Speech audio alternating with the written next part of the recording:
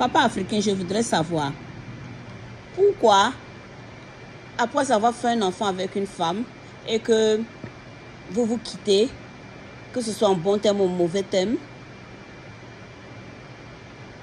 et que vous avez la garde de l'enfant ou des enfants, vous empêchez cette femme de voir ses enfants. Pourquoi? Un enfant a besoin de sa maman.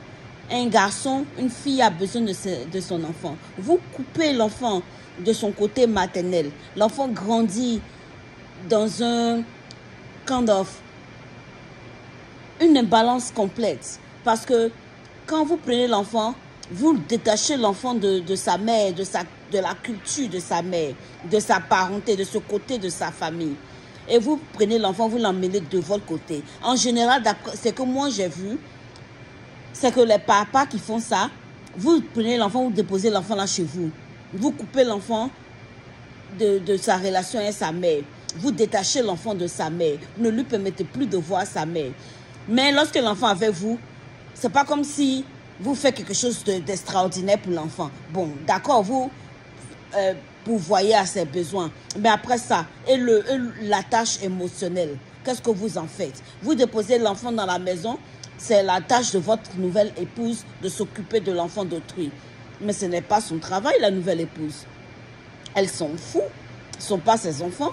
Si l'enfant a la grâce d'avoir une bonne belle-mère qui se soucie de lui ou d'elle, l'enfant va réussir. Mais en général, vous déposez juste l'enfant chez vous et vous vous dites que aussi longtemps que je paye ses études, aussi longtemps qu'il ou elle a à manger, ou il ou elle va à l'école et tout, j'ai pourvu à ses besoins. Mais ce n'est pas ça.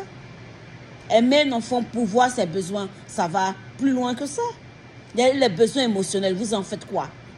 Et plus tard dans la vie, quand l'enfant se fâche et que l'enfant a des resentments contre vous, l'enfant ne veut rien avoir à faire avec vous, vous dites « Ah, mon fils, ma fille n'est pas reconnaissante ». Mais non, quand vous détachez un enfant comme ça de son parent, de sa mère, l'enfant ne guérit pas. L'enfant qui n'a pas guéri, il va te montrer qui a mis l'eau dans le coco. L'enfant qui n'a pas guéri ne voudra rien avoir à faire avec toi. Arrêtez, pardonnez. Si vous avez la garde des enfants, faites un effort.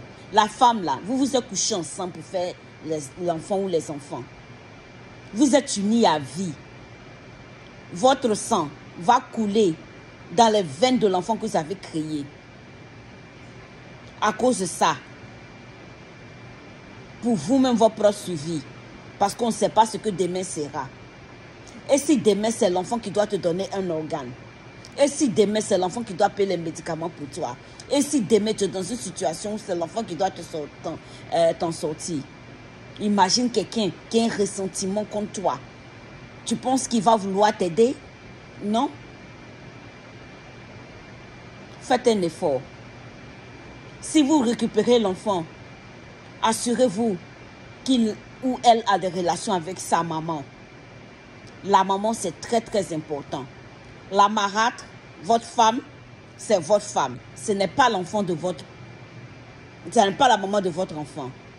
Faites un effort. Surmontez votre orgueil. Et assurez-vous que l'enfant voit sa maman régulièrement. Assurez-vous que l'enfant voit son côté familial régulièrement. Assurez-vous que l'enfant reste attaché à sa mère. Parce que sinon, demain, c'est vous qui allez regretter. Amen.